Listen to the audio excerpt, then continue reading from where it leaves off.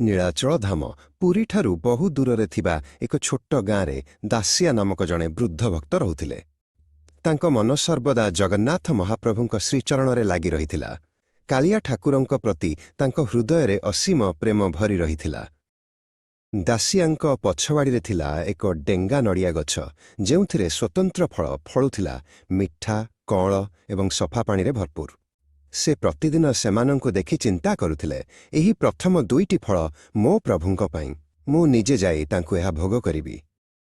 ସେ 2ଟି ନଡ଼ିଆକୁ ଏକ ନୂଆ ଛୋଟ ଝୁଡ଼ିରେ ରଖି ପୁରୀ ଯିବା ପାଇଁ ପ୍ରସ୍ତୁତ ହେଲେ। କିନ୍ତୁ ବାଟ ବହୁତ ଲମ୍ବା ଥିଲା।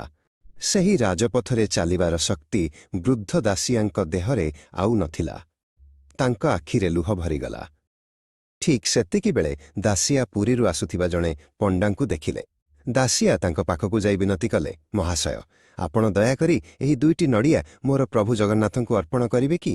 ଏହା ତାଙ୍କୁ ମୋର ପ୍ରଥମ ଭେଟି। ପୁଣ୍ଡରୀକ ନାମକ ସେହି ପଣ୍ଡା ସୁନ୍ଦର ନଡ଼ିଆଗୁଡ଼ିକୁ ଦେଖି ମନେ ମନେ ଭାବିଲେ, ଏତେ ଦୁର୍ଲଭ ଓ ନିଖୁଣ ନଡ଼ିଆ, ଏଗୁଡ଼ିକ ନିଶ୍ଚୟ ମୋର ଭାଗ୍ୟରେ ଥିଲା।